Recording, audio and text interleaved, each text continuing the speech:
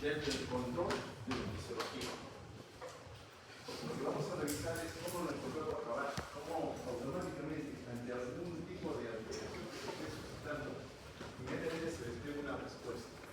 Y esta respuesta tiene que ir enlazada a la liberación de algún medio de comunicación que desde los centros reguladores, sea nervioso, sea endocrino, sea inmunológico, tengan que establecer un nexo con alguna célula blanco para que esta célula blanco responda a ese estímulo que de algún lado o de algún punto extraño a nosotros o dentro de nosotros mismos ha suscitado que se detecte algún tipo de anormalidad o de necesidad. Entonces vamos a evaluar los fármacos que pueden ayudarnos a controlar parte de la respuesta que el sistema nervioso autónomo despliega en cada momento de nuestra vida. Como es ya conocido, el sistema nervioso autónomo engloba varias, podemos decir, formas de establecer una respuesta y hay una división anatómica. Vamos a primero empezar con una de ellas para poder entender cómo se da este proceso y de qué manera nosotros podemos beneficiarnos de este conocimiento. En primero, algunos principios de neurofarmacología. El sistema nervioso autónomo, como el nombre lo dice, es autónomo. Trabaja en forma involuntaria. Vale decir, está desplegando una serie de nexos en nuestro cuerpo con el fin de detectar cómo es el comportamiento celular. ¿Cuál es la necesidad que se tenga en algún momento de desempeñar o no algún tipo de trabajo o tarea? El objetivo es mantener la regulación de la homeostasis, es decir, tratar de mantener el equilibrio. Para ello, el sistema nervioso central tiene que desplegar a nivel periférico una serie de, podemos decir, detectores que le permitan mantenerse informado de lo que ocurre. Todo lo que nosotros escuchamos, lo que vemos, lo que olemos, lo que tocamos, lo que sentimos, lo que degustamos, lo que nos movemos, llega al sistema nervioso central.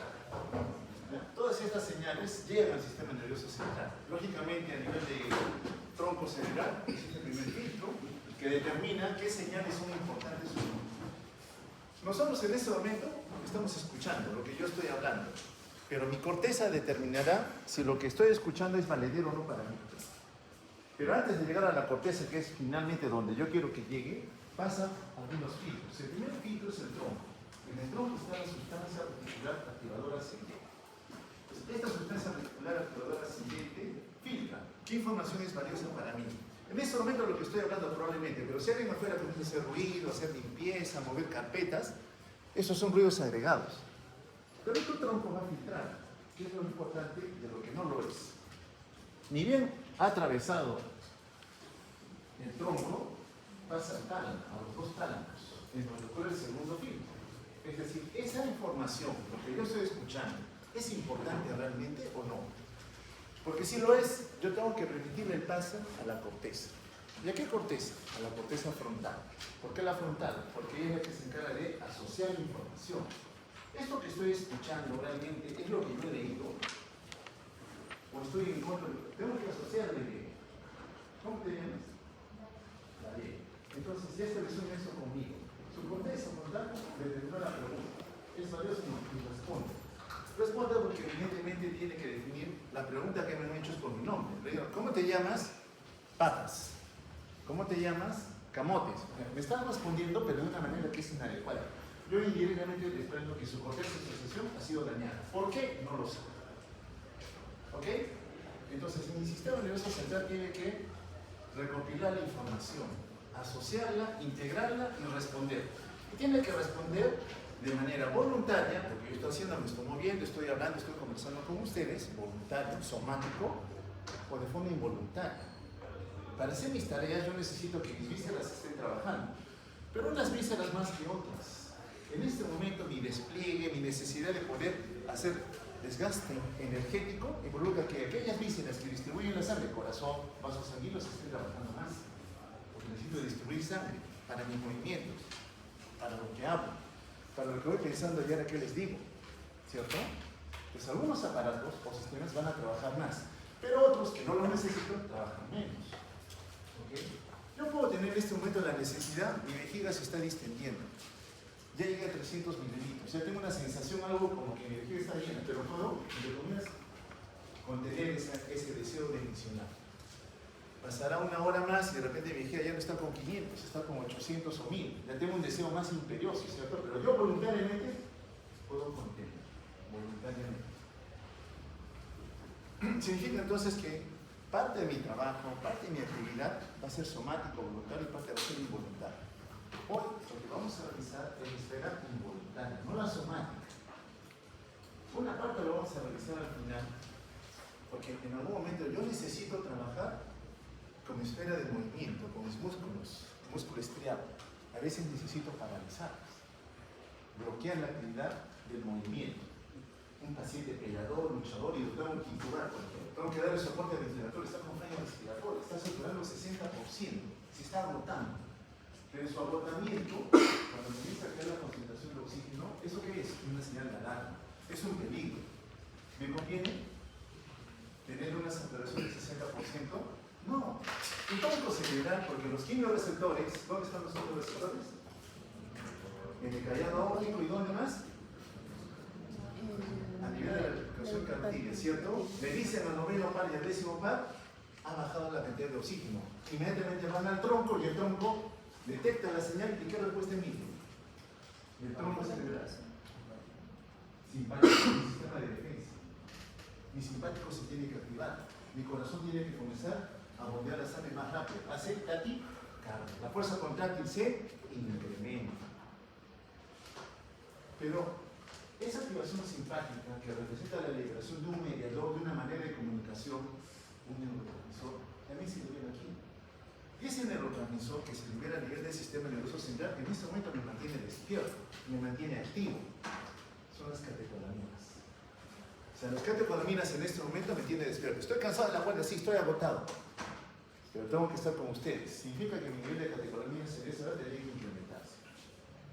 Pero cuando se incrementan mucho, estimulan demasiado. Vale decir, yo estoy hiperactivo, ansioso, agresivo, golpeador. Me quieren colocar la vía, saco la vía, me arrancho lo más, peleo. Y comienzo a presentar sudoración profusa. Mi presión comienza a incrementarse. Es mi respuesta de defensa.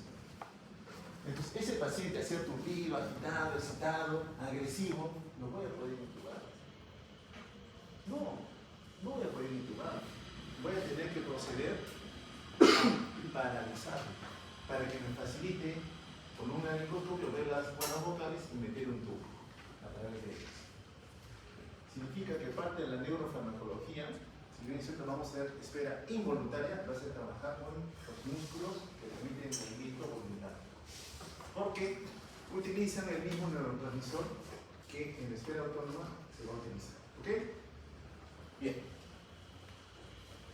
Entonces mi sistema nervioso ya está subdividido, ¿cierto? Un sistema nervioso periférico, el que recibe señales de la periferia, cómo está la temperatura, cómo está el ambiente, y un sistema que recopila la información. Toda esa información, ya hemos dicho, tronco, tálamo, corteza. Asocio y respondo. La corteza, con vías descendentes, comienza a modular. ¿Cuál va a ser mi respuesta ante ese estímulo que he percibido? El sistema nervioso periférico, que es el que nos importa aquí, tiene dos ramas. Una aferente que le informa, una eferente que responde. Nos interesa la eferente. Ya sé que la aferente, hablando de la parte autónoma, involuntaria, trabaja a nivel de tronco con dos pares cambiables. Noveno y décimo par, ¿cierto?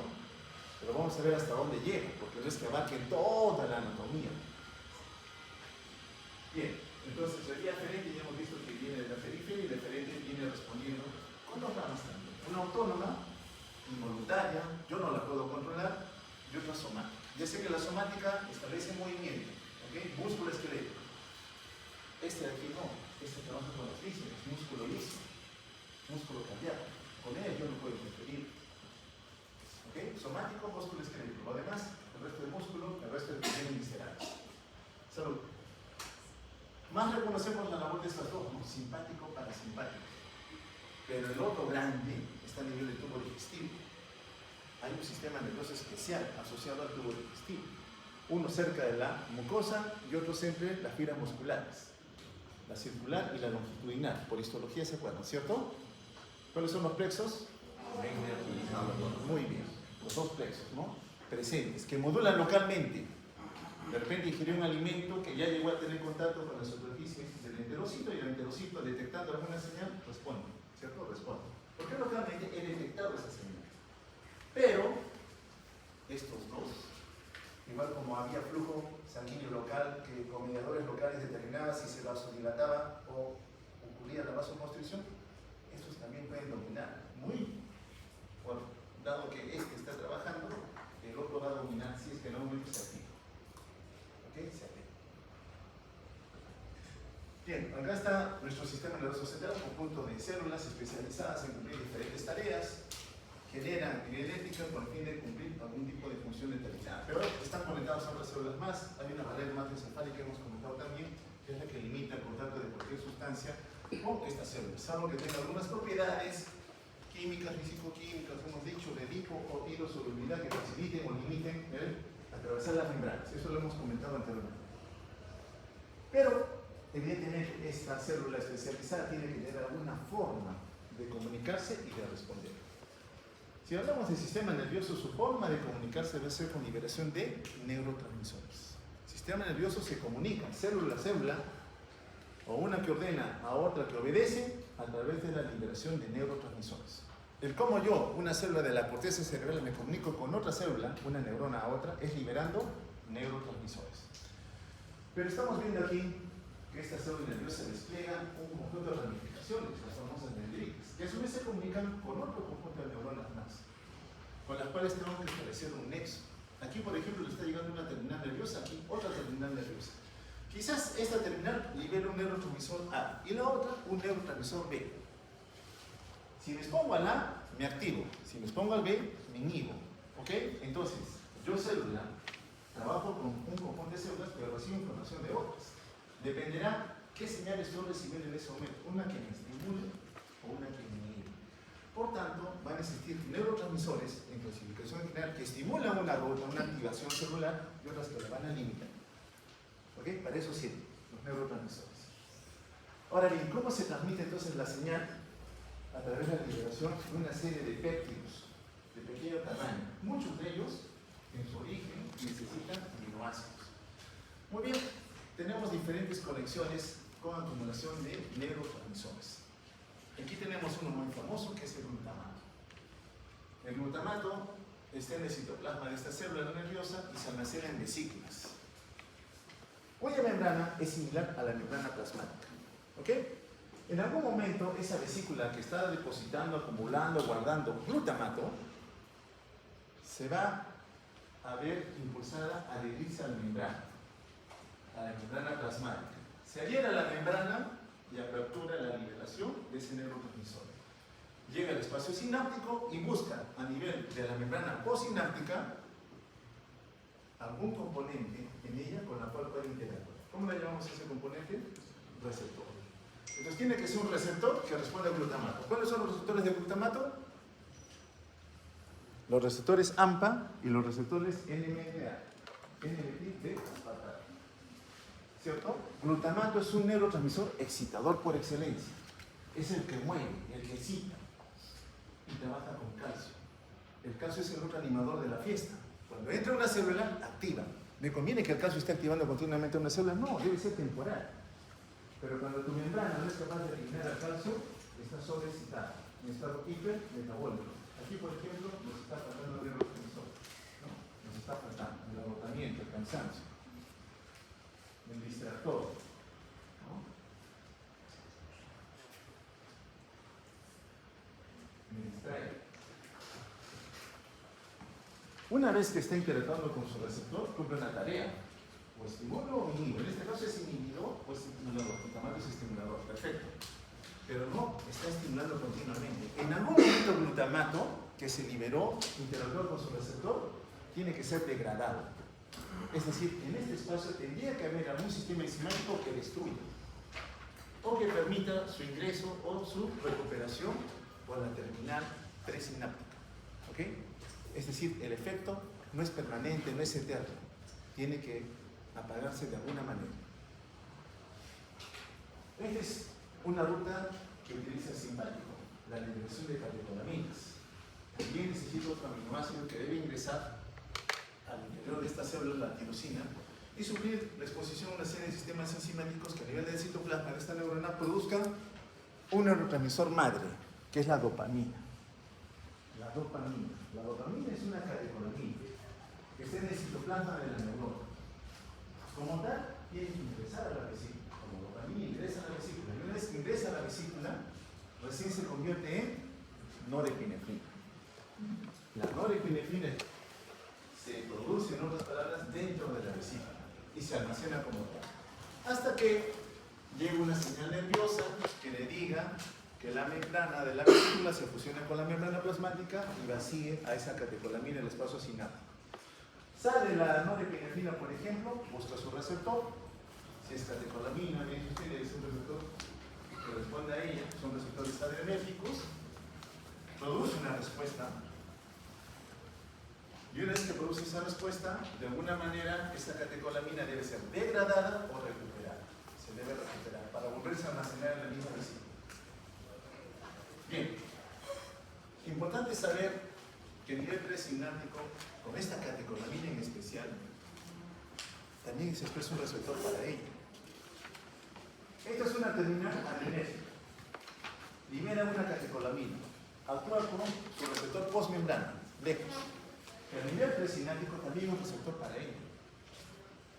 Este receptor de alguna manera va a buscar estimular.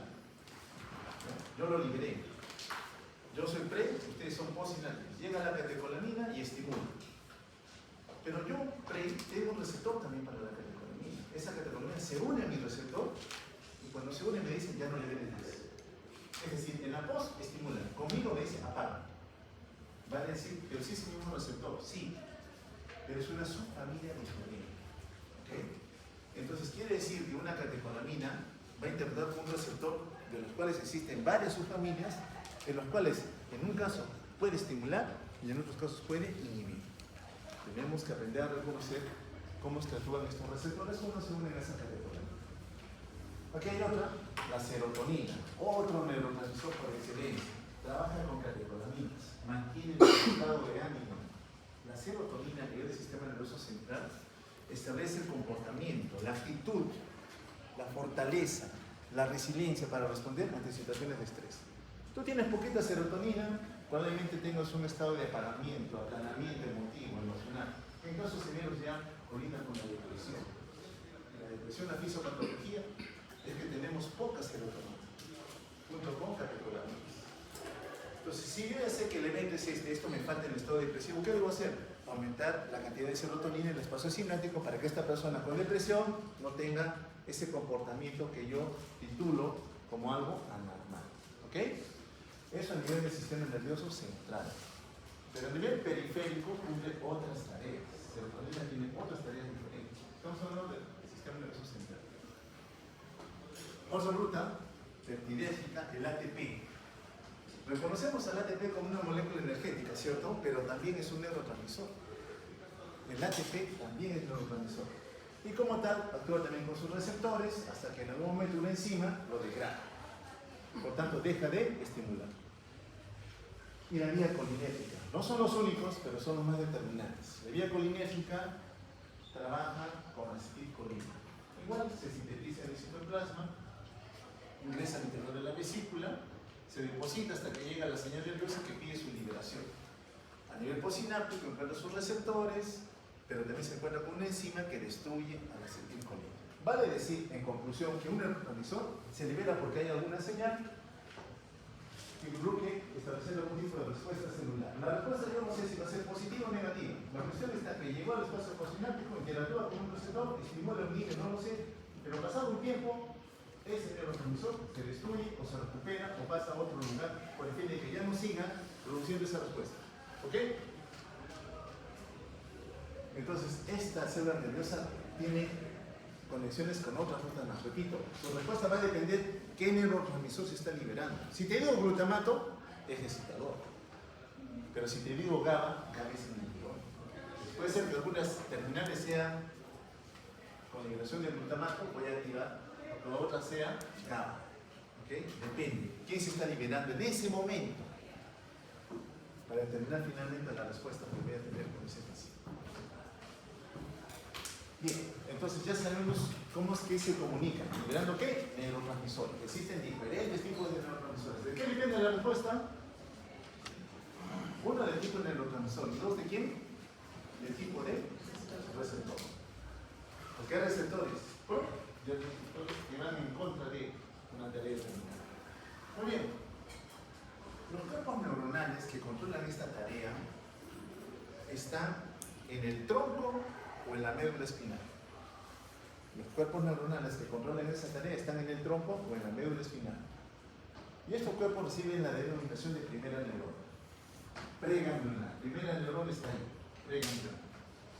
¿Por qué preganglionar? Porque cuando salen del tronco o salen de la médula, una fibra nerviosa, temporalmente es una estación en un componente anatómico, en una población de células, cuya acumulación recibe el nombre de ganglio. Ganglio nervioso. Entonces, fuera de la médula, fuera del sistema nervioso central, hay estaciones que acumulan población de neuronas. Entonces, si yo primera neurona, preganglionar, aquí está el ganglio, salgo de la médula, salgo del tronco, llego al ganglio y me conecto con una segunda neurona. Esta es la neurona postganglionar. Ella, a su vez, emite otra rama que va a buscar a otra célula blanca, con la cual va a tener que comunicarse de alguna manera, es decir, usar otro neurotransmisor. ¿Por qué? Porque también es célula nerviosa. Tienen que usar otro neurotransmisor. Puede ser el mismo, sí, como puede ser otro. Entonces yo tengo que saber que en mi primera conexión, yo sistema nervioso central, tronco, médula, me tengo que comunicar con una célula del ganglio. Muy bien, llego, ¿cómo me comunico? Libero neurotransmisor. Ella se estimula, se inhibe, ¿qué hace? Con su terminal nerviosa, otra, también libera otro neurotransmisor.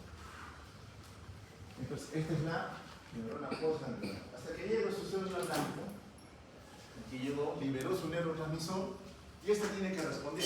¿De qué depende? ¿Qué neurotransmisor ha liberado? Uno, ¿qué receptor está interactuando con ello?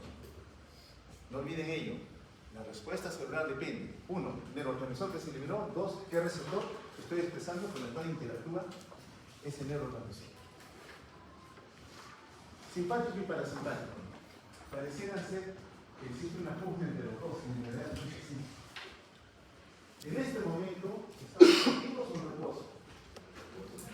En reposo. ¿Significa que algunas vísceras se están trabajando más o todas se están trabajando de igual manera? ¿Cuál es más? En usted, en este momento.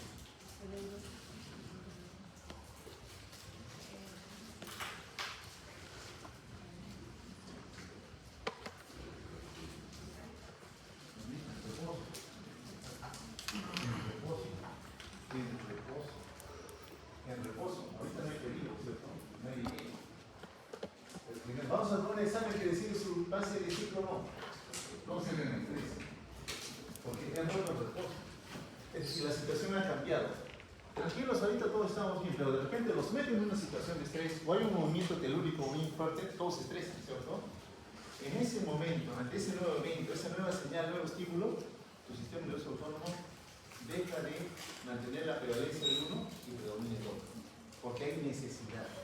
Entonces, estos dos componentes, simpático, parasimpático, dominan el escenario según la necesidad. Depende de qué está ocurriendo para saber cuál va a dominar. No es que bajen a cero, sino que hay predominio de uno. No es que estén peleando, hay predominio de alguna de estas respuestas. Bien, vamos a ver los neurotransmisores. Ya, entonces, tenemos dos ramas. Quitando, separando un poquito el entérico, tenemos dos ramas, simpático, parasimpático, que tienen que usar neurotransmisores. Muy bien. En general, son dos neurotransmisores que vamos a ser representados aquí: acetilcolina y norepinefrina. Decíamos que la neurona preganglionar está en el tronco o está en la médula, ¿cierto? Y como tal, si yo me estimulo simpático, parasimpático, ¿qué hago? Activo esta neurona y va con su rama a conectarse con la segunda neurona en el ganglio, ¿cierto? Todos son ganglios, todos son ganglios. Yo, sistema nervioso parasimpático, al llegar al ganglio, libero acetilcolina, con todos. Yo simpático, al llegar al ganglio, también libero acetilcolina. ¿Qué quiere decir? A nivel ganglionar, tanto simpático como parasimpático liberan el mismo neurotransmisor, acetilcolina. ¿Ok? Acetilcolina. Lógicamente, al haberse liberado los dos, simpático, parasimpático, en el ganglio, esa acetilcolina aquí tiene que buscar a un receptor. Y los receptores colinérgicos son de dos tipos. O es muscarínico o es nicotínico. ¿Okay? Los receptores para acetilcolina son dos familias, únicamente dos: nicotínico o muscarínico. En el ganglio, todos son ganglio, yo acetilcolina, los receptores que voy a encontrar sí o sí son nicotínicos. En el ganglio son receptores nicotínicos. ¿Dónde más se encuentran los nicotínicos? En el músculo esquelético. En el músculo esquelético. Los receptores nicotínicos son receptores ionotrópicos por excelencia, es decir, van a capturar canales para que un ion ingrese, es decir, van a favorecer la despolarización. ¿Ok? La vía colinérgica usa acetilcolina, la norepinefrina también usa acetilcolina de nivel ganglionar. Muy bien. Ahora la neurona estimulada o inhibida postganglionar tiene que ir a buscar a su célula blanca. Aquí ya sé que fue acetilcolina. Si es el parasimpático, yo parasimpático me diré acetilcolina, nicotínico, estimulo. Ahora busco su célula blanca, célula parietal de la mucosa gástrica, vamos a poner ejemplo.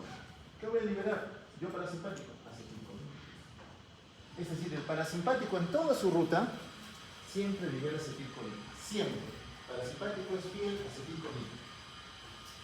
Ganglionar, célula blanca, siempre acetilcolina.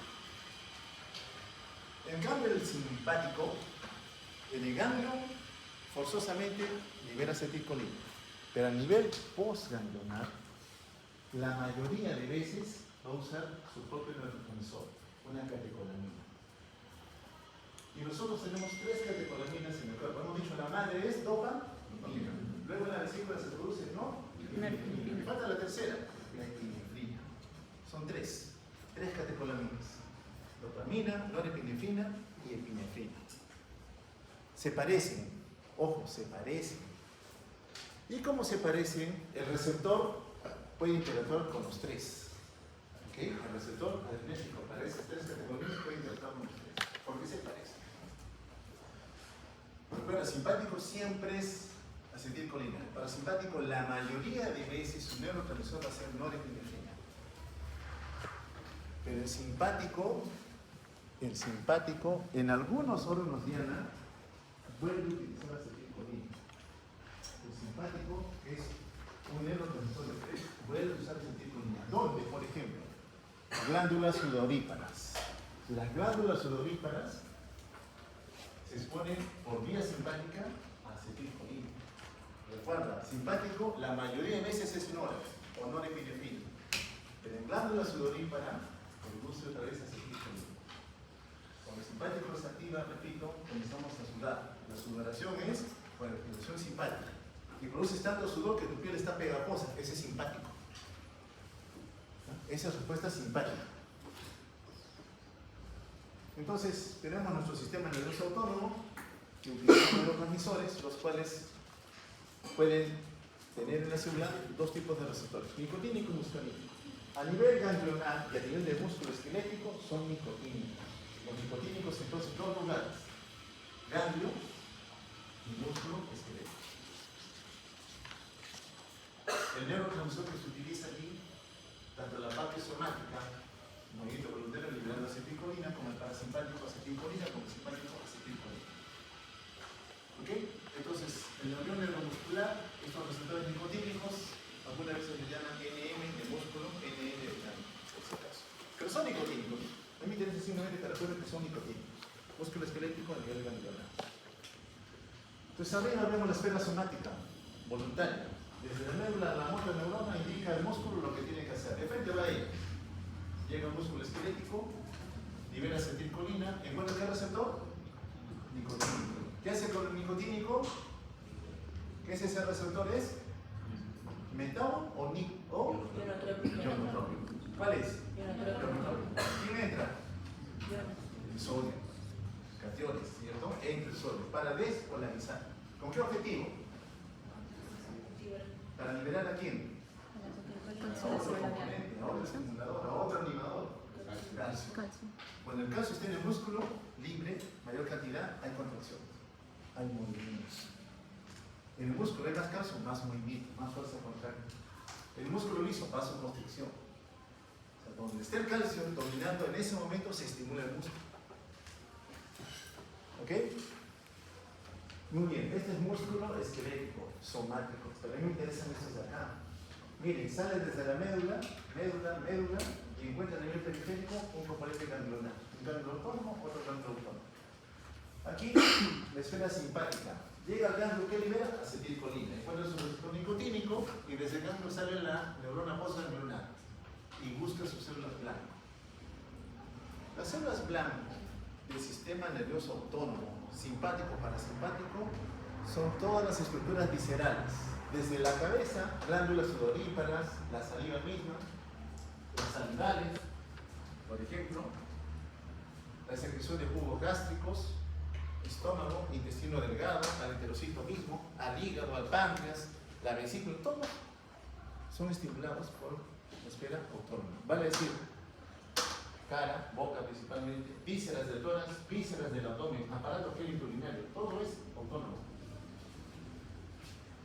En el caso del simpático, ya sabemos acetilcolina, ya en su célula blanca, la mayoría de veces que libera, norepinefrina. El parasimpático, acetilcolina siempre, fiel a acetilcolina. A su ganglio, acetilcolina, a su célula blanca, víscera, acetilcolina. Hay una estructura que está fuera del sistema nervioso central, está encima de los riñones, conocida como glándula adrenal, que tiene dos porciones, una corteza y una interna, la médula. La médula adrenal es una extensión del sistema nervioso central. Cuando se libera la vía simpática y llega a la médula adrenal, le estimula liberando acetilcolina para que sus células cromatín liberen una catecolamina.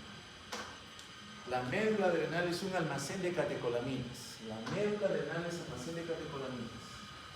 Pero la principal catecolamina que tiene la médula adrenal es epinefrina o adrenalina. ¿Ok? Esos dos nombres tienen, epinefrina o adrenalina. Es un almacén. Es decir, el simpático no solamente busca tus vísceras para actuar, tu corazón, tus pulmones, la parte cerebral, no, también busca la médula. El simpático aquí periféricamente está trabajando con norepinefrina, pero a nivel de médula trabaja predominantemente con epinefrina. Porque la médula adrenal, cuando se ve estimulada, libera las dos. 2/3 de su liberación es norepinefrina, no, es epinefrina. Y 1/3 es norepinefrina. ¿Ok? La mayor parte que libera esta médula es epinefrina.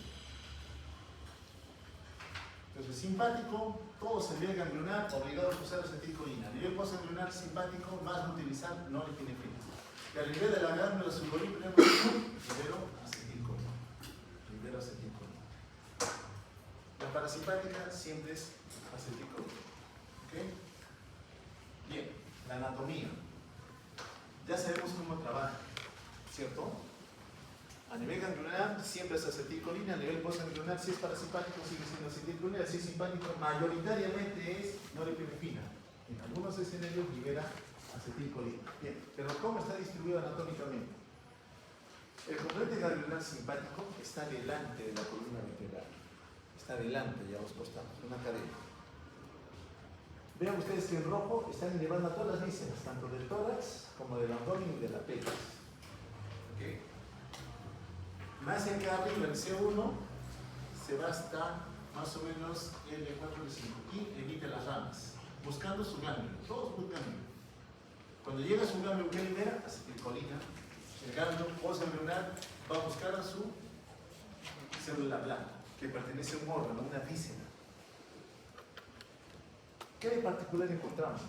Los ganglios simpáticos, la cadena está muy cerquita a la médula, está cerca, pero está algo más lejos de la víscera, ¿cierto? El simpático, acá está la médula, yo soy ganglio, yo soy neurona, ahora postganglionar, tengo que buscar a las vísceras. Yo simpático me abro en abanico, es decir, yo salgo desplegado a trabajar con todos, con varios. Es más explosiva la respuesta conceptual. Estoy lejos de mi órgano diana. Hacia arriba, en azul, en el tronco, están los pares craneales, que van a dar origen principalmente al 10º par craneal, el nervio vago. El nervio vago, en azul, ven ustedes cómo va inervando a la mayoría de estructuras viscerales de la cara, del tórax y del abdomen. Pero no se mete mucho con la parte geniturinar, prácticamente no se mete con ella. Entonces, ¿quién lo hace? El otro conjunto de parasimpático que está abajo, a nivel sacro. A nivel sacro hay también cuerpos preganglionares parasimpáticos. Pero no es vago, el vago viene de arriba. El vago es dominante, sí, en todo. Pero a nivel bajo, en la pelvis misma, ya no interviene. Quien interviene es el plexo sacro. ¿Qué hay diferente en la posición del ganglio? El simpático, hemos dicho, sus ganglios están cerquita a la médula. Médula, yo soy ganglio simpático. El parasimpático no, sus ganglios están cerquita a la glándula central, cerquita al corazón, cerquita al árbol bronquial. Por tanto, como usted cerca, casi solo con ese plano, a diferencia del simpático. Los ganglios del parasimpático están más cerca, anatómicamente hablando, de su órgano blanco, a diferencia del simpático. ¿Okay? Todos de alguna manera inervan las mismas estructuras viscerales. Acá están los ganglios, estructura visceral, empezamos rápido, la cadena, la columna. Por eso cuando hay traumatismo de columna, un paciente es atropellado, cayó de gran altura, se secciona la columna, secciona la médula, pierdes cuerpo neuronal, secciona la cadena. Acá estaba la estimulación, debería llegar, ya no, que está seccionada, ya no hay cómo llega al órgano blanco. ¿Cómo le digo al corazón? Te tienes que contraer con más fuerza, tienes que aumentar tu frecuencia cardíaca. Ya no hay manera, porque has roto, has cortado el cable que conectaba esa señal. ¿Ok? En traumatismo cerebromedular o en traumatismo a nivel de columna, por ejemplo, ocurre. Se trata de la cadena simpática. Cadena simpática, cómo va inervando las estructuras viscerales del tórax, corazón, pulmón, principalmente grandes vasos, y a nivel abdominal, prácticamente todas las vísceras del abdomen son inervadas por el sistema simpático. Y hay una pugna, ¿no? ¿Quién domina? Depende qué estoy haciendo para saber si es el adrenérgico, catecolamina el que domina o es colinérgico. Dependerá, ¿ok? De la necesidad. Muy bien, a nivel postganglionar entonces, el parasimpático sigue fiel a ¿qué? Acetilcolina. A nivel postganglionar, el simpático, mayoritariamente ¿qué libera? Noradrenalina. Pero, hemos dicho, predominantemente. ¿Hay algunas excepciones? Sí. Hay otra molécula madre de aminas que es la dopamina, decimos. ¿Dónde está dopamina más? Con el riñón. Con el riñón. Dopamina, también a nivel del sistema nervioso central, pero no estamos en ese caso, estamos a nivel periférico. Glándulas sudoríparas, acetilcolina, es decir, simpático, mayormente me va a liberar norepinefrina. Pero a nivel renal, vasculatura renal, puede liberar dopamina, a nivel de glándulas sudoríparas trabaja con acetilcolina y a nivel de médula renal y el estímulo es también acetilcolina. Bien, entonces toda señal necesita la liberación de neurotransmisores. Uno, que actuando por su receptor, le diga a esa célula te activas o te inhibes. Si hay activación, esa célula a su vez puede liberar otro neurotransmisor con el cual vaya a tener que estimular o a limitar el trabajo celular. Depende del tipo de receptor. Para sentir con los receptores son colinérgicos, dopamina, nicotínicos, muscarínicos. Para la esfera simpática, los receptores adrenérgicos también son dos familias: los alfa y los beta. ¿Ok? El simpático liberando catecolamina, norepinefrina o epinefrina, o trabaja con alfa o trabaja con beta. Dopamina, como se parece, puede trabajar con alfa, puede trabajar con beta, pero dopamina tiene su propio receptor. Los receptores dopaminérgicos, dopa 1 y dopa 2. Pero como se parece a la molécula madre, ¿ya? Es la molécula madre prácticamente, puede trabajar también con alfa, puede trabajar también con beta. Tienen que recordarlo porque a veces usamos un medicamento que se parece. ¿Y cómo se parece? Yo ya sé que según aumente la dosis, yo quería solamente trabajar estímulo alfa, pero al aumentar la dosis vas a trabajar con estímulo beta, al aumentar la dosis puedes trabajar con respuesta 2, por ejemplo. Tengo que saber. Y el entérico, bueno, rápidamente acá, ya hemos visto ya esos dos plexos, ya ustedes se miraron rápidamente, están conectados, ¿no? Acá están los enterocitos, expuestos a algún contenido en la luz intestinal. ¿Y cómo es en la superficie? Va trabajando con neurotransmisores. serotonina, 5-hidroxivitamina es la serotonina, acetilcolina, por ejemplo, ¿no? Y a nivel submucoso, otros neurotransmisores más. Esos plexos nerviosos determinan qué nivel. Respuesta adrenérgica o respuesta colinérgica. Pero, simpático y parasimpático, si en algún momento hay una situación mayor de necesidad, puedo decirle te apagas o puedo decirle te activas. Depende. ¿Okay? Localmente ellos ahorita están trabajando están trabajando. Pero si el simpático se activara, lo que va a hacer es apagar toda esa respuesta. No va a parar.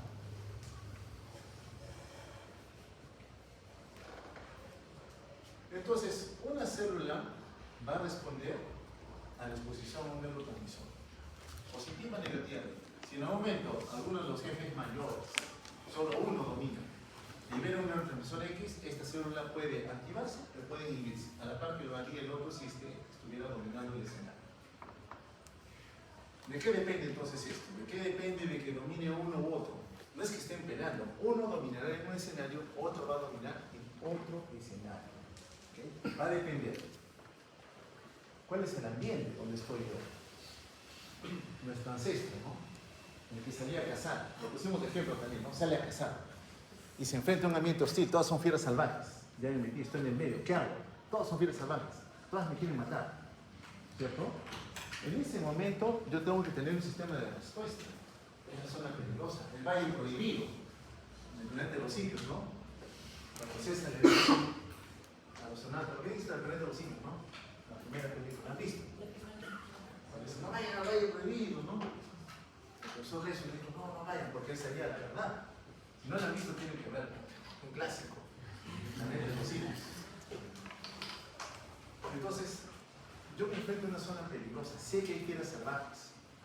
Entonces yo ya voy alerta para ver el escenario. Y si quiero ver ese escenario es peligroso, tengo que tener un mayor campo de visión. Por tanto, mis pupilas tienen que estar dilatadas para poder ver mejor todo ese escenario. ¿Okay? Mi simpático a nivel pupilar dilata las pupilas, porque necesito estar inmerso en qué ambiente peligroso me estoy metiendo. Sigo adentrando en el peligro, ¿no? Están ustedes, son las fieras salvajes por si acaso. Entonces, yo necesito estar preparado, estoy con mi lanza, listo para poder atacar, tener la suficiente cantidad de energía, ATP. Por tanto, ¿qué le digo al pulmón? Quiero que me relajes la vía bronquial para que el aire fluya con libertad, para que más oxígeno ingrese. Pero también vamos a respirar más rápido, ¿cierto? Mayor volumen tidal, para que haya más oxígeno. Pero necesito un aparato que también trabaje conmigo, el corazón, distribuyendo más rápido la sangre. Mayor fuerza importante, la presión sube, hay taquicardia. El simpático me está preparando, porque estoy entrando en un territorio hostil, que ciertamente puede ser deleterio o dañino para mí. Entonces, yo en el territorio hostil estoy preparado. Tengo ATP, tengo oxígeno, energía. El hígado, las vísceras, dejan de almacenar. Ahora comienzan a liberar glucosa, junto con el oxígeno más ATP. ¿Hacia dónde? Hacia los territorios nobles. Cerebro, alerta, corteza de asociación, listo para responder ante peligro. Músculo esquelético, porque tengo que luchar con una fiera salvaje. Mayor flujo sanguíneo en el músculo. Y el mismo corazón. Esos tres órganos ancestralmente se beneficiaron siempre. Por eso cuando el simpático se activa enérgicamente, como sea, busca flujo cerebral, flujo a nivel de corazón, flujo a nivel de músculo esquelético. ¿Y sacrifico a quién? A las vísceras del abdomen. ¿Ok? Las sacrifico por seguir persiguiendo a esos órganos. Los esfínteres, todo se cierra, se contrae. Estoy preparando para pelear. Me tiene deseos de misionar, lo siento. El esfínter vesical se cerró. Acá no hay micción. Deseo de ir a defecar, lo siento. El esfínter vesical, todo se cierra. Porque estoy preparado para una respuesta ante el estrés. Voy a pelear. O, si son más que yo, voy a tener que huir. Para eso me prepara el simpático. Si pruebo de maté a la fiera salvaje, la maté, me la llevo acá, ¿no? Fuera de la zona de peligro, hasta una zona más tranquila, segura. Ahora sí, con alimento, me preparo para la digestión. En ese momento, fuera del peligro, ya no necesito al simpático, ¿cierto? No lo necesito, porque estoy fuera del peligro, ya no hay estrés, ya no hay injuria, ya no hay lesión.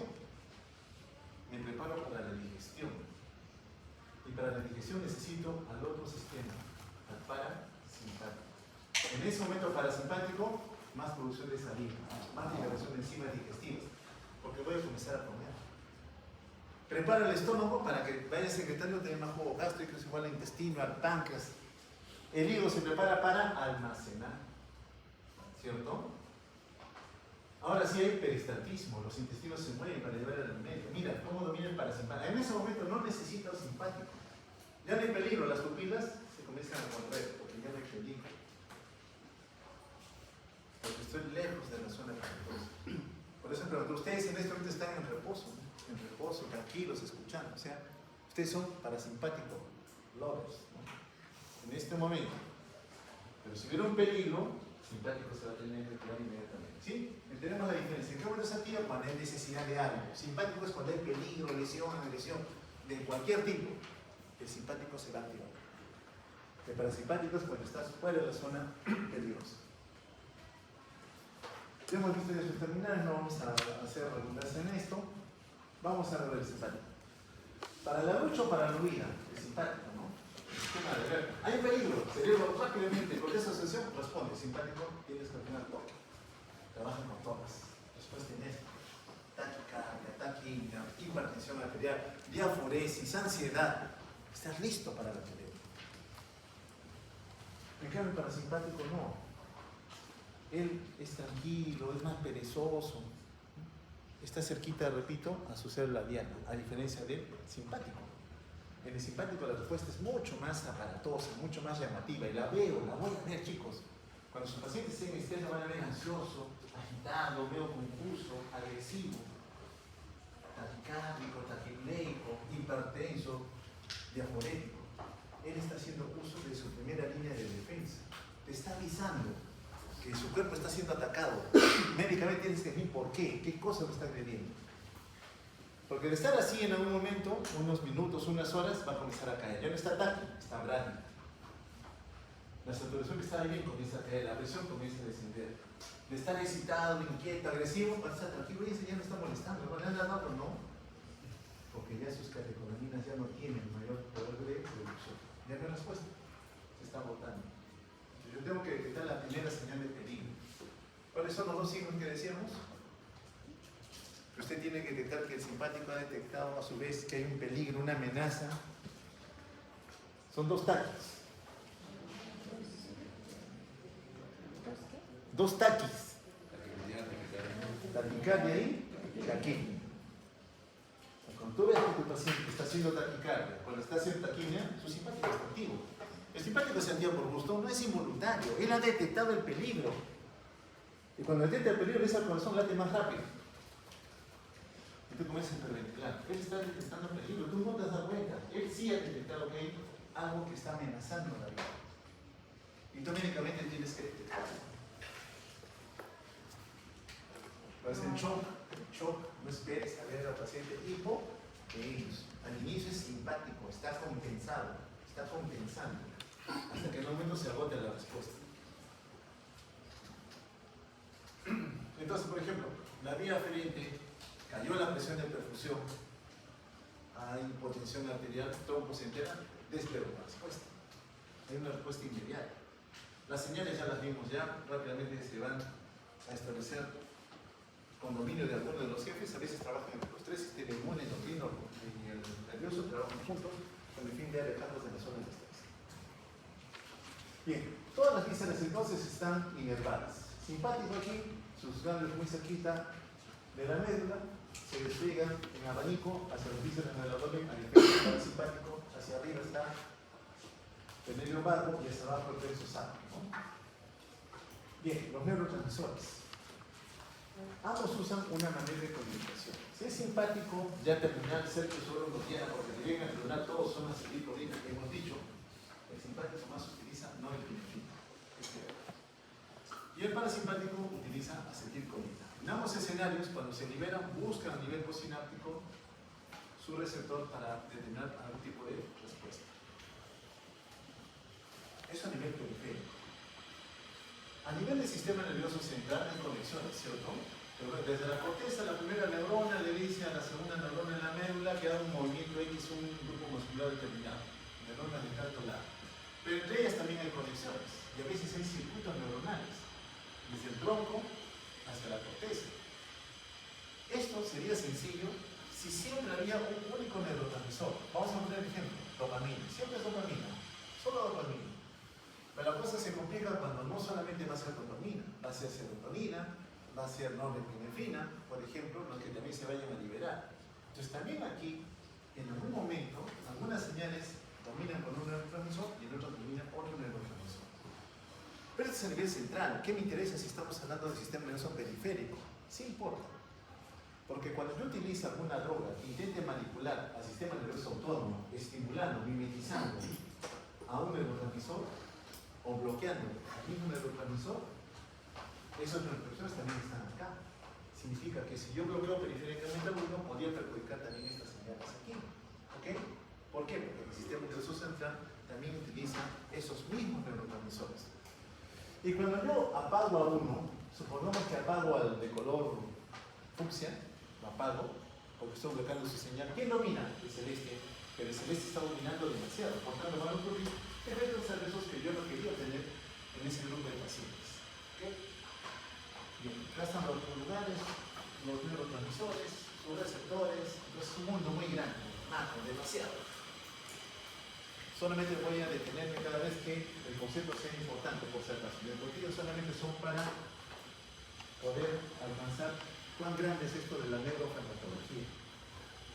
Transmisión colinérgica. En este capítulo del día vamos a revisar solamente parasimpático. Mañana revisaremos, creo virtual en la noche, simpático, pero hoy día solamente parasimpático. Bien, esta es una terminal nerviosa. Aquí están las vesículas de almacenamiento. Si es parasimpático, ¿qué contienen las vesículas? Acetilcolina, porque es el neurotransmisor del parasimpático. Muy bien. Para que esta vesícula se una a su membrana y libera el neurotransmisor, tiene que abrirse o activarse alguna señal. La despolarización de la membrana. La despolarización de la membrana involucra que los canales de sodio se aperturen para que el sodio ingrese a despolarizo. ¿Ok? Despolariza la membrana. Al despolarizar la membrana, al final de la terminal nerviosa, hay una proteína canal de calcio que es sensible al cambio de voltaje. Es decir, el sodio comienza a entrar y acá estaba un canal de calcio, pero estaba cerrado. Pero ahora el sodio está entrando, despolarizó la membrana, el voltaje ya no está negativo, es más positivo. Este canal sensible a ese cambio se abre. Y le dice al calcio, entra. El calcio está afuera. Pero como el sodio entró, ese cambio de voltaje hace que esta proteína canal para el calcio le permite el ingreso. Cuando el calcio ingresa, favorece que esta vesícula, vamos a ver un poquito cómo, se una a la membrana. O sea, el calcio tiene que entrar para que a su vez favorece que la membrana de la vesícula que almacena acetilcolina se una a la membrana plasmática y vacíe su contenido. Sale la acetilcolina, hemos dicho, actúa con sus receptores, yo no sé, nicotínico, muscarínico, actúa un ratito, llega la enzima que lo degrada o de repente alguien que lo recaptura. El asunto es que entra aquí en el circuito, en resumidas cuentas. Entonces, estas vesículas que almacenan acetilcolina están conectadas a un sistema proteico mayor. Solo aparecen proteínas, no quiero los nombres. Eso no nos interesa. Miren todas las proteínas que están. Acá está la vesícula, acá está la membrana. O sea, no es tan sencillo, ¿no? El calcio ingresa y va a activar algunas de estas proteínas. La sinatolamina, por ejemplo, vamos a ver acá, esta de aquí. La sinatolamina, los SNAP25. Son proteínas que van a anclar, se van a unir y van a jalar a la vesícula. La jalan a la vesícula para que se adhiera a la membrana, la van a acercar. Y cuando la acercan, evidentemente la vesícula va a liberar su contenido, como vemos aquí. Están jalando, este es el complejo escenario, que tiene ese complejo proteico, acá está la vesícula, acá está la membrana, la adhieren, la juntan, para que finalmente el neurotransmisor pueda liberarse. Entonces, farmacológicamente, si yo no quiero que este neurotransmisor esté estimulando, ¿puedo bloquear alguna de esas proteínas? Sí. Pero sé que el calcio está metido, ¿sí? Toxina botulínica, por ejemplo, trabajando con músculo esquelético, ¿no? Necesito que haya liberación de acetilcolina. ¿Pero quién favoreció eso? El calcio. Entonces yo puedo bloquear esa proteína canal para que el calcio no ingrese. Si el calcio no ingresa, no se libera. Si no se libera, no se contrae. Si no se contrae, tengo menos arrugas. ¿Cierto? Como trabajar toxina botulínica. Entonces, es una ruta de transmisión eléctrica con liberación final de neurotransmisores. En este caso estamos hablando de acetilcolina. Bien, ¿qué pasa con la acetilcolina? Se liberó, llega al espacio sináptico y busca sus receptores. En el espacio postsináptico, acetilcolina tiene la capacidad de unirse a dos receptores, o es nicotínico o es muscarínico. Ya hemos visto que el nicotínico, dos tipos, uno en el GAP y otro en el músculo esquelético. ¿Sí? Todo el resto, vísceras, es muscarínico. Todo el resto es muscarínico. ¿Y cuántos subtipos tenemos? 5. M1, M2, M3, M4, M5. Apréndaselo en impares. M1, M3, M5 trabajan con lo mismo. M2, M4 trabajan de otra manera. M1, M3, M5 son estimuladores. M2, M4 son inhibidores. ¿Ok? Ya memorízalos. Muy bien. Miren cómo trabaja. Si esta acetilcolina trabaja con una proteína, un receptor, y permite que haya flujo de iones, ¿qué receptor será este? ¿Muscarínico o nicotínico? Nicotínico. ¿Por qué hemos dicho que el nicotínico es ionotópico? Encuentra otro receptor, la acetilcolina, pero este receptor está conectado a proteínas G, por tanto es metabotrópico. Entonces, ¿será nicotínico? ¿Será muscarínico? Muscarínico. Significa que los muscarínicos son metabotrópicos. M1, M3, M5 estimulan metabolismo, estimulan actividad celular. M2, M4 paran. Entonces, y trabajan con proteínas G. Significa o es GS o GQ, que son las que estimulan, y si es inhibitorio o es GI. ¿Okay? En proteínas G tenemos tres familias, que es las que conocemos más. GS, GQ estimulan, GI inhibe. ¿Ok? Muy bien. Entonces, produciendo pseudomensajeros, activan una señal. Pero acetilcolina no actúa eternamente. Hay una enzima que la va a degradar, la acetilcolinesterasa. La destruye. Y cuando la destruyen, ya no actúa sobre el receptor. Terminó la señal eléctrica. Aquí está la acetilcolina, trabaja con su receptor, y aquí encuentra una enzima pegadita al receptor, la acetilcolinesterasa. Es decir, la acetilcolina llega, comienza a hacer algún tipo de activación o inhibición celular, la acetilcolinesterasa viene en la guerra. Es control de función, al final de cuentas. Bien, entonces para producir acetilcolina necesitamos que ingrese la colina junto con el sodio, luego en trabajo autónomo con la mitocondria, la acetilcoenzima se fusiona esta colina con la acetilcolina, ingresa por un transportador de membrana al interior de la vesícula, llega la señal, despolariza, ingresa calcio sobre la membrana, libera acetilcolina. Esa ruta es conocida, se repite continuamente en lo que es la neurotransmisión. Entonces, esa acetilcolina depende. Acá está mi receptor nicotínico y ionotrópico, y acá hay un metabotrópico relacionado a proteína C. Este es nicotínico. Para que el receptor nicotínico se estimule, es decir, se aperture, tiene que haber dos moléculas de acetilcolina que se unan a dos sitios de unión en el receptor. En cambio, los otros, los metabotrópicos, ven ustedes aquí en la membrana, proteínas G, son estimuladores, ¿no? Si es que es muscarínico 1, muscarínico 3, muscarínico 5. Y estos pueden trabajar a su vez con otra proteína en la membrana que favorezca otro tipo de iones. O sea, a final de cuentas, se amplifican las señales que son estimuladores. Muy bien, entonces la vía parasimpática libera acetilcolina. Ganglio nicotínico, célula blanco, muscarínico. Los muscarínicos todos dependen de proteínas que estimulen o que inhiben, al final de cuentas. Como hemos visto, no quiero repetir para que no se maree, tampoco con la acetilcolina, su receptor tampoco nos interesa mucho, solo sé que cuando se une, se apertura el canal. Se apertura el canal para que fluya el yodo. En el músculo esquelético lo mismo, se libera acetilcolina y lo demás para que haya la contracción. Ya lo han detallado ustedes, lo saben muy bien. Bien, entonces, la acetilcolina, para mí, trabajando con los receptores nicotínicos, son los dos lugares, ganglio y músculo esquelético. Nada más. Trabajando con vísceras, receptor muscarínico. Recién en ese nombre se vuelve a poder hacer un problema con números. Los receptores muscarínicos predominantemente van a ser trabajando con receptores de esa familia. Los nicotínicos predominantemente con receptores pertenecientes a esta familia.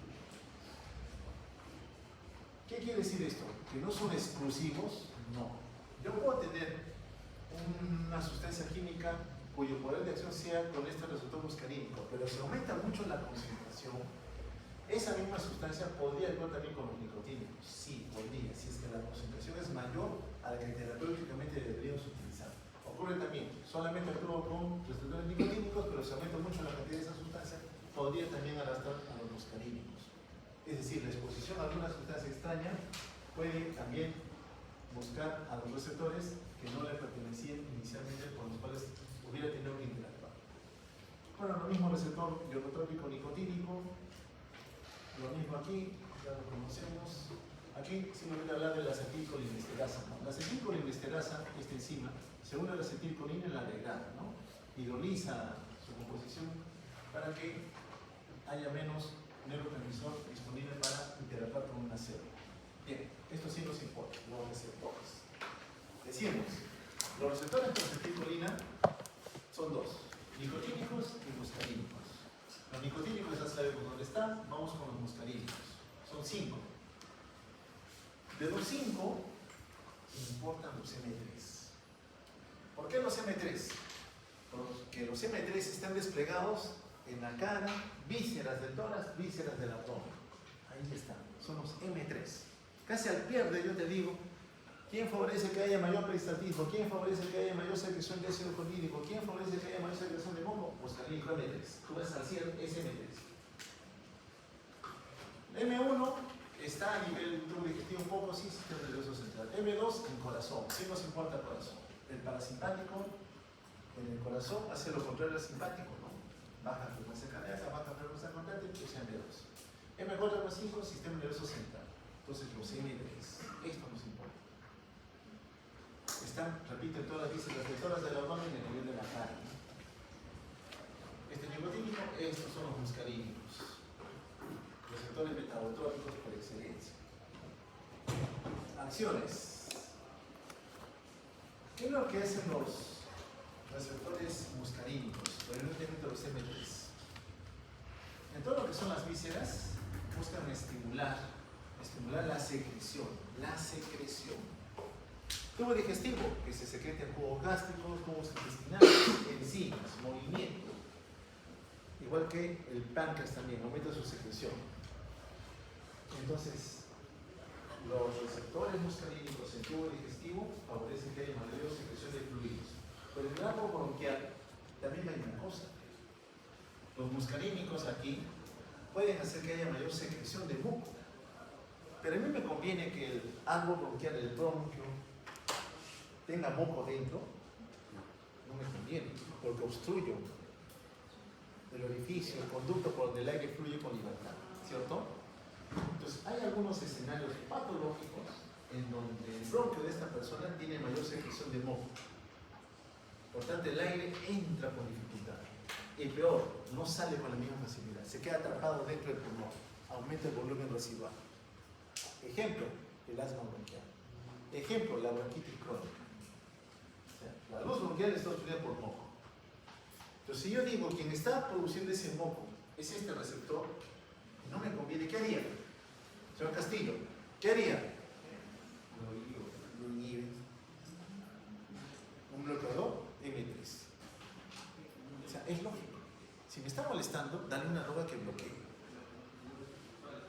Vamos, en asma, en EPOC, cuando vamos a hacer clases vamos a recordar los M3. El pulmón no me conviene. Tubo digestivo sí, hay un problema, con tubo sí, porque participan en lo que es la digestión de los alimentos que eligen. En corazón, repito, trabajando con los M2 bajan frecuencia cardíaca, bajan fuerza frontal. Aumenta la producción de saliva a nivel de la pupila, el constrictor de la pupila, ¿no? La famosa miosis.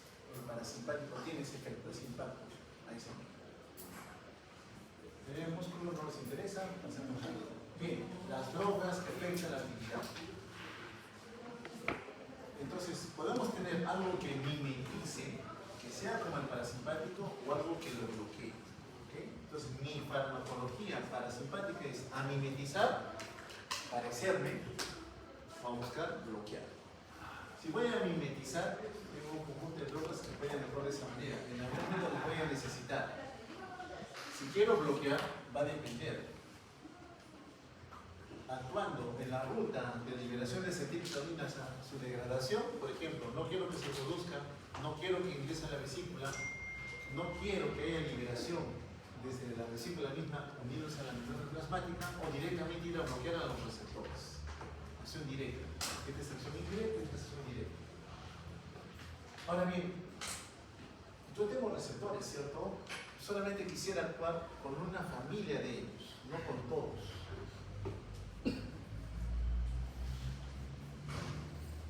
Los receptores, actuando en la economía para favorecer el tubo digestivo, secreción, movimiento y lo demás, relajar el esfínter y lo demás, trabajan con alguno de estos receptores. Muy bien. Yo puedo usar alguna droga que bloquee esas señales, sí, pero lo ideal es que vaya a bloquear solo un receptor. Pero la mayoría de drogas no bloquean uno, bloquean varios o todos. Entonces, cuando yo quería solamente bloquear al M3, puedo bloquear también al M2, al M1. Y cuando bloqueo esas señales, en otros lugares de la economía puede haber predominio de otra respuesta que no quería y aparecer el efecto adverso. De esas drogas, por ejemplo, iosina. La iosina es un antiespasmódico. Cuando el parasimpático domina, aumenta el peristatismo, ¿cierto? Y cuando aumenta el peristatismo, dolor tipo calamo, dolor tipo cólico. Entonces, usa esta droga para aliviar el dolor abdominal, dolor de víscera hueca. Un cólico vesicular, algo no permite que la bilis llegue a la segunda porción del duodeno, porque hay una piedra adentro, por ejemplo. Un cálculo se enclavó y me está dando dolor tipo cólico. Muy bien, voy a relajar al músculo liso, empleando un antagonista porque sé que es el parasimpático involucrado usando la iosina. O estoy con diarrea, ¿no? Me da tipo cólico, el intestino está que se condensa y me da dolor. Le doy iosina para atenuar el dolor.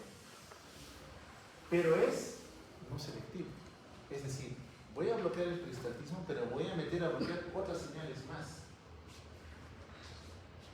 Glándulas salivares que producían saliva van a ser bloqueadas. Por tanto, la boca, ¿cómo va a estar? Boca seca. Boca seca, no puedo hablar.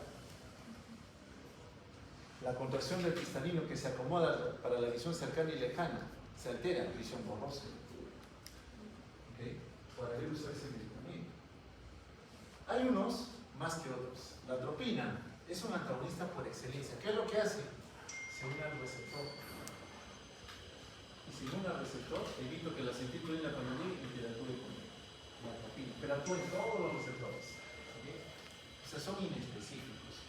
En farmacología siempre vamos a buscar actuar sobre uno. Solo quiero con uno, no quiero con el resto. No quiero que haya efectos colaterales. Mientras más específico sea, más selectivo sea el medicamento, va a ser mucho mejor para el paciente. Pues las drogas colinérgicas, las que mimetizan, pueden ser de acción directa o indirecta. Directa depende. ¿Trabajo con nicotínico o trabajo con muscarínico? Estas drogas de acá no las usamos, ya no. Antes sí, ahora no.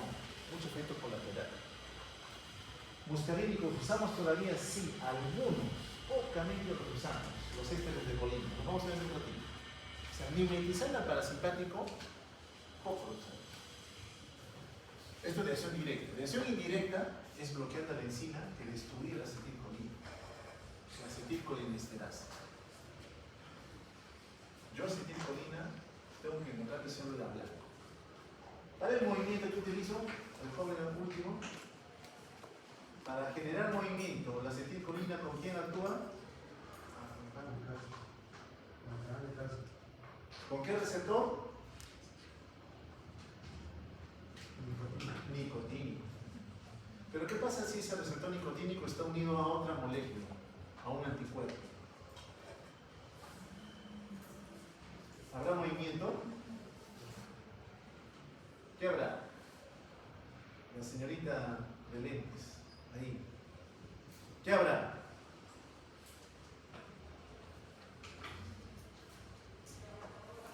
Si la acetilcolina a nivel de la placa mioneural no puede llegar al músculo esquelético porque hay un anticuerpo unido al receptor nicotínico puede obligar a una persona. ¿Perdón? No hay movimiento. ¿Qué podemos hacer?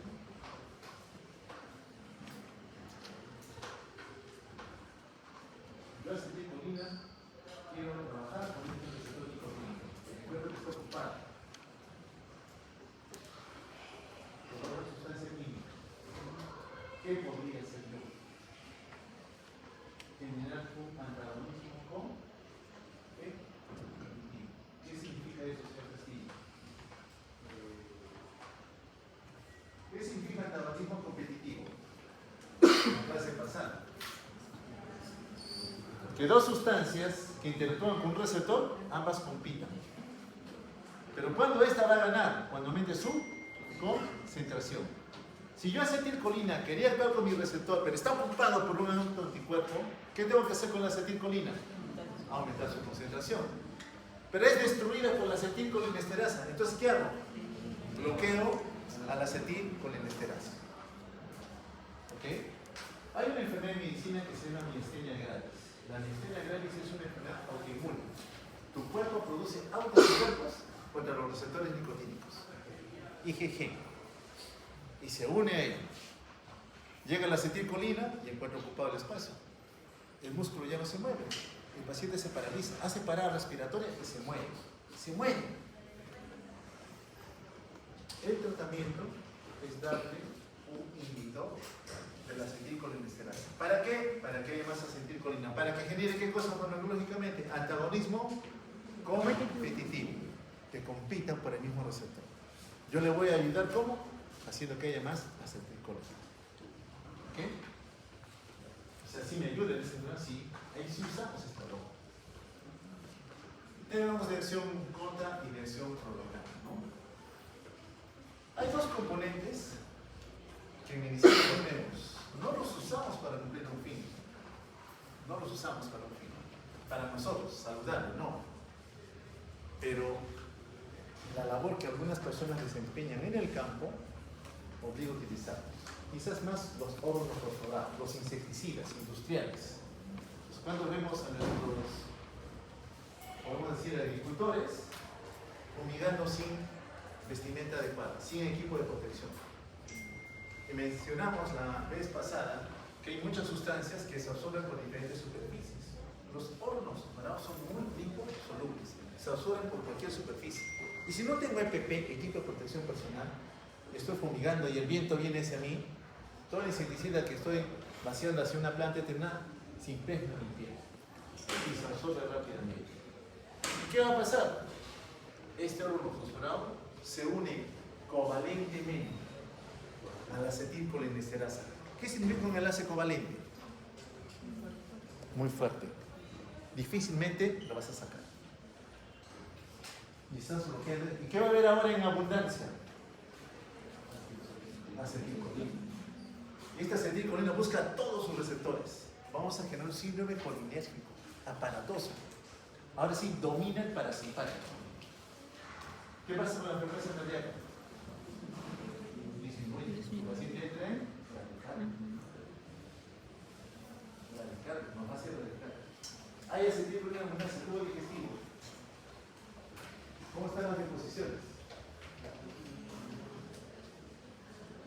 Diarrea. O sea, el paciente con infiltración por órganos fosforados, tú te das cuenta en emergencia por general entra, es así, defecando, le gana, no puede, ha relajado todo. Recuerda que el parasimpático, su predominio de acción es tubo digestivo. Acetilcolina en abundancia, ¿qué pasa con las glándulas sudoríparas? Aumentan. Sudoración, diaforesis, los ojos, las pupilas, miosis, puntiformes. Es decir, esta exposición, pues esto no es médico, no, para nosotros no es medicinal. Lamentablemente por su trabajo no se cuidó, produjo una inhibición que favoreció que haya un neurotransmisor en abundancia. Entonces tengo mucha acetilcolina. ¿Qué hago? ¿Qué le doy? Estimulador. Algo que bloquee a quién? Al receptor. Para que esa acetilcolina tenga menos chance de unirse a él, porque tengo demasiado. ¿Cierto? Entonces aquí, ¿qué utilizo? Atropina. atropina. La que mencionamos hace un ratito. La que actúa sobre todos los receptores, atropina. ¿Por cuánto tiempo? Este de acá es unión irreversible, covalente. Tienes que esperar que se recomponga, que se regenere nueva acetilcolinesterasa. Varios días. Pero que dure esos días hay que darle soporte respiratorio, muchas veces vasopresores y demás, porque es un cuadro muy aparatoso, riesgo vital. El carbamato hace lo mismo, pero su unión no es covalente. El carbamato lo encontramos en los raticidas. Ustedes han usado raticidas, de repente lo han escuchado. Sí, para matar los roedores, pero también algunas veces cuando algunas personas quieren acabar con su vida ingieren un raticida, no lo preparan y se lo toman. Más lo vemos en el ministerio. En salud poquísimas veces llega. Pero se produce el mismo bien, acetilcolinesterasa. Va a haber más acetilcolina. Pero el cuadro no es tan aparatoso, no es tan aparatoso como el que vemos con órgano fosforado. Este sí o sí alto nivel de dolor. Tienes que probar, a diferencia de este. La unión con este es covalente, con este no es covalente. Es algo más sencillo trabajar con una intoxicación por carbamatos que con intoxicación por órgano fosforado. Bien, entonces, ya para algunas resumidas cuentas, M2, ¿dónde encontramos los M2? Corazón, músculo, estriado y células nerviosas. Nodo sinusal, noda B, aurículas, ventrículos, ahí los encontramos. Sistema eléctrico y músculo cardíaco.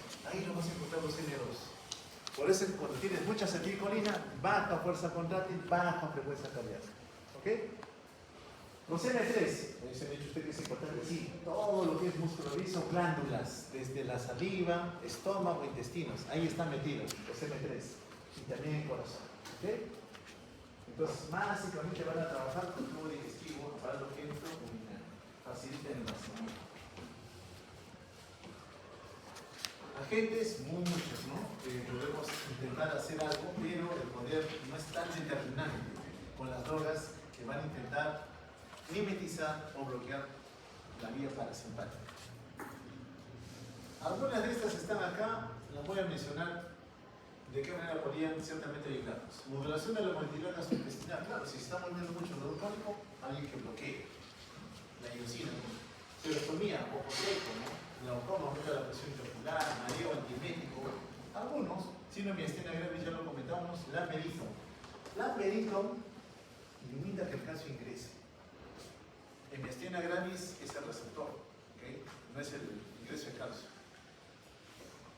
¿Dónde sí los usamos? Bloqueo neuromuscular. Yo puedo bloquear al nicotínico, no me interesa acá lo que hemos dicho. Músculo sí. Tengo la capacidad de poder unirme al receptor nicotínico del músculo esquelético. Quiero intubar a un paciente que esté excitado, inquieto, agresivo, pero primero lo tengo que apagar, ¿cierto? Lo tengo que paralizar.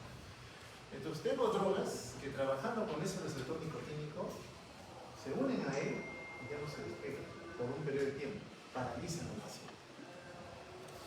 Algunas tribus en la Amazonía, para matar a los animales que hacían, mandaban un dardo, ¿no? Caía en la fiera y esto se paralizaba. ¿Cierto? ¿Han visto eso? ¿Lo han visto? La tuberculina, ¿no? Es una toxina que paraliza a la bestia. Igual, nosotros tenemos farmacológicamente una sustancia llamada succinilcolina. Succinilcolina se parece a esa toxina, es un paralizante, se une al receptor nicotínico, músculo esquelético, y paraliza al paciente, ya no se mueve. Pero ojo, no te mueves, pero estás consciente, estás despierto, te das cuenta de todo. Te pueden abrir, no te estás moviendo, te pueden cortar. Oye, tú me has producido parálisis músculo esquelético, pero no has bloqueado mis fibras nerviosas. Sigo sintiendo dolor. Me sigo dando cuenta de todo. Entonces, cuando yo voy a intubar al paciente, no es que de frente use un bloqueante únicamente, tengo que dormir al paciente, un sedante, apagar el cerebro. Tengo que darle un analgésico porque le va a doler. Y añado un bloqueante neuromuscular. ¿Okay? Eso lo vamos a hacer luego en simulación, cuando manejemos vía aérea y lo demás. ¿Ok? Simplemente acá, un bloqueante neuromuscular, sí, farmacológicamente lo puedo utilizar, me voy a tener lo que necesito para analizar al paciente. A veces estamos operando a un paciente, cirugía abdominal, cirujano haciendo sus cortes y ven que el paciente o la pared se está poniendo tensa, el paciente comienza a ventilar, se mueve. Oye, se está moviendo, le damos otro bolito de un paralizante para que deje de contraer los músculos de la cadera abdominal, por ejemplo. Ahí sí usamos lo que es bloqueo neuromuscular. Algunas veces, cuando mi paciente entra con ritmo cardíaco bajo, puedo usar un bloqueante, un antagonista del parasimpático. Si apaga el parasimpático, ¿quién debe dominar? El simpático. La frecuencia cardíaca puede subir. Sí, en algunos escenarios podemos usar bradicardia para revertir la amibiasis, espasmos, correcciones de músculos. Efecto cosmético ya sabemos toxina botulínica. El Alzheimer se ha buscado un poquito, pero no tiene mucho impacto. La toxina botulínica ya sabemos que lo que va a buscar es relajar a la músculo izquierdo. Inhibidores de acetilcolinesterasa, ya lo comenté. El ofonio, neostigmina, fisostigmina. Estas drogas lo que buscan es unirse de forma más adecuada a la acetilcolinesterasa para poder favorecer que haya más acetilcolina y compita con los autoanticuerpos con los receptores nicotínicos y favorezca que haya nuevamente movimiento. Hay diferentes familias, lo van a ver en su seminario que tienen para revisar esto, lo comento poco. Inhibidores de acetilcolina fosforados, los más tóxicos para nosotros, enlace covalente, irreversible, peligroso en relación a los carbonatos. Bien, entonces en esos escenarios de inhibición de la acetilcolinesterasa se han buscado otros usos más. A nivel del sistema nervioso se vio que en algo en la memoria podría favorecer que haya dominio de derivación de algunos neurotransmisores bloqueando la vía colinérgica, pero no tuvo, repito, gran impacto. O sea, trabajar con parasimpático en realidad no resulta tan provechoso farmacológicamente hablando, salvo para algunas condiciones. De los inhibidores de acetilcolinesterasa, este grupo es el más numeroso: fisostigmina, piridostigmina, niastina gratis. El objetivo es que haya de alguna manera la capacidad de aumentar la cantidad de acetilcolina, impedir que sea degradada para que esta acetilcolina pueda unirse a sus receptores compitiendo con los autoanticuerpos y permita la recuperación del movimiento. Entonces aquí está la acetilcolina, aquí está la acetilcolinesterasa que le iba a degradar, pero como estamos bloqueando tengo más acetilcolina que puede interactuar con su receptor correspondiente. Efectos. Bueno, como ahora estamos aumentando la cantidad de acetilcolina, predominio parasimpático, baja la presión, baja la frecuencia cardíaca, la tendencia a la miosis y dolor hipocólico a nivel abdominal. Agonistas, decíamos, poco los usamos. En asma bronquial, a veces yo creo que el paciente es asmático y quiero saber si hay una respuesta típica como el asma bronquial perigil. Puedo dar alguna de esas drogas para intentar mimetizar los aliados del asma y ver si corresponde a esa entidad. Si puedo poner a un agonista colinético que actúe sobre el receptor muscarínico y encontrar si ocurre o no algún tipo de alteración a nivel de la vía aérea. Agonistas, bueno, a cada uno para, en el caso de ojo seco, pueda intentar aumentar la producción de lágrimas, de hacer que el ojo esté más humedecido y riesgoso de poder padecer algún tipo de úlcera a nivel normal. La metacolina es una droga que mimetiza la acetilcolina, se parece, y en el árbol bronquial aumenta la producción de moco. Obstruye la vía aérea, sintomatología parecida al asma. En ese escenario, como test de producción de broncoespasmo se puede utilizar, pero no compite a la droga. Bueno, igual, si usamos agonistas, va a haber una generación de sintomatología parecida al dominio parasimpático.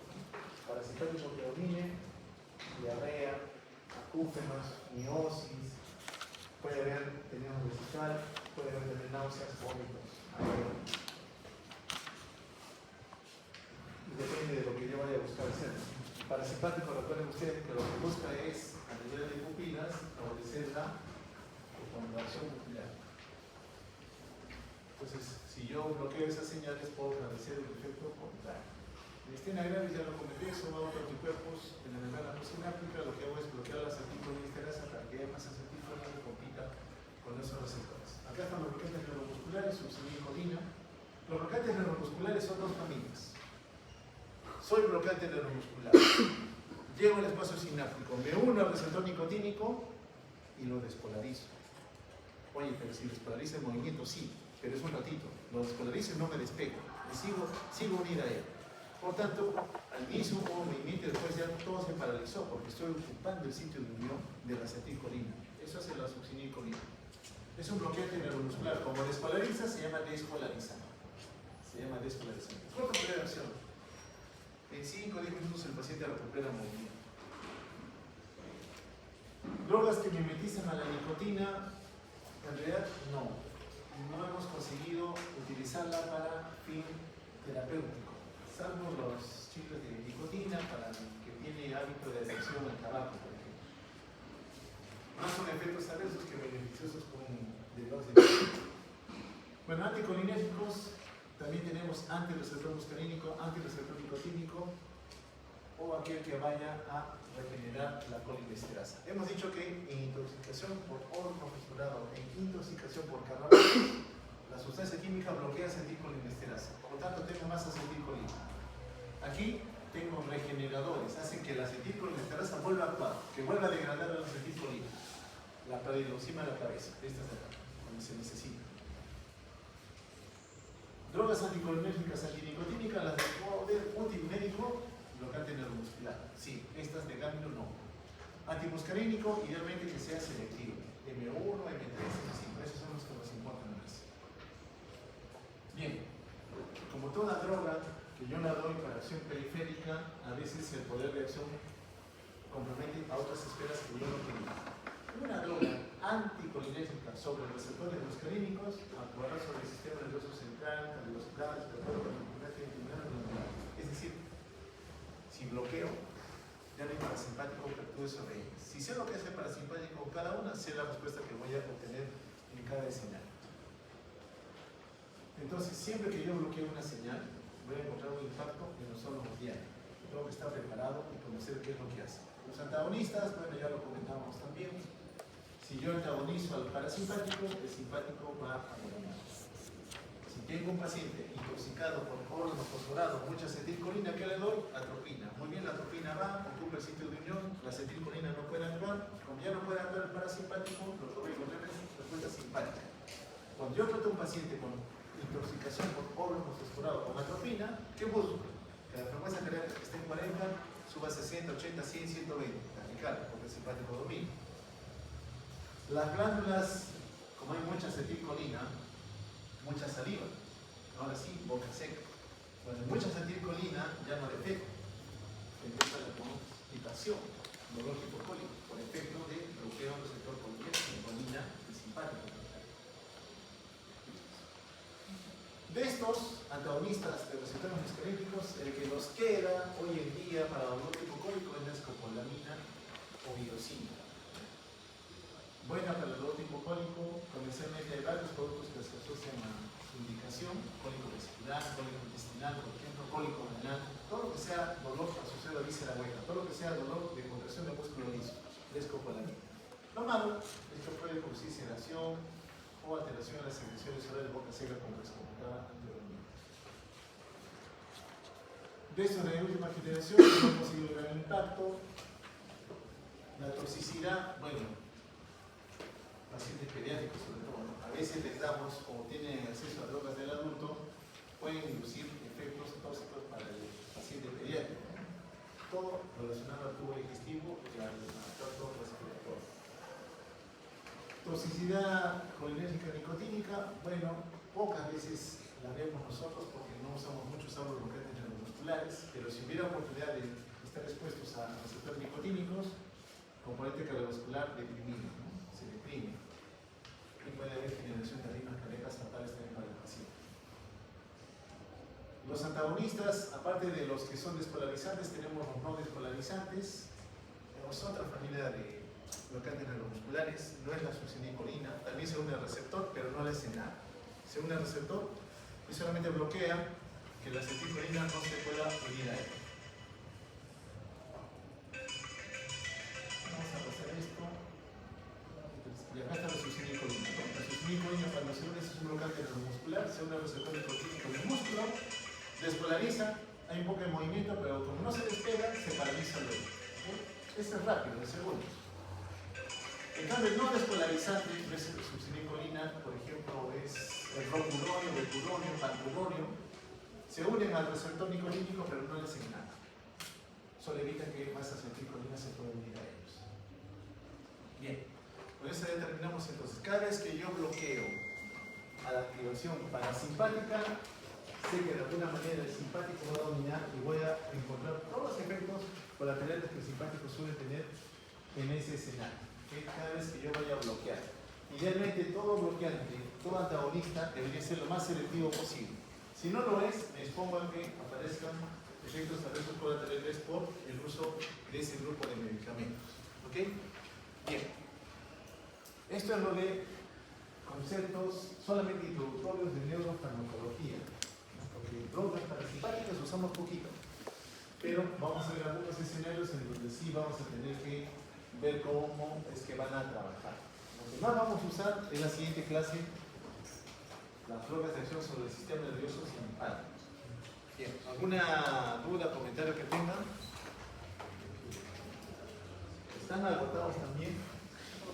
¿Y queda fisiopato? ¿Puede? Sí. ¿O no puede? ¿Break? ¿Cuántos minutos?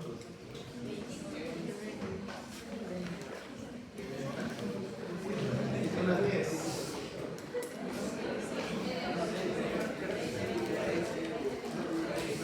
No, 9:50. 10:20. O 10:04. Porque como es también un poco largo, y quiere, no hace más tiempo.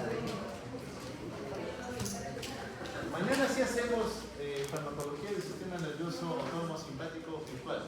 ¿Ya? En la noche. En la mañana no puedo porque estoy de guardia, arriba de seguro. No voy a poder. Doctor, ¿en la noche a qué hora sería? La hora que ustedes me digan. O puede ser también a madrugada, 4 o 5 de la mañana.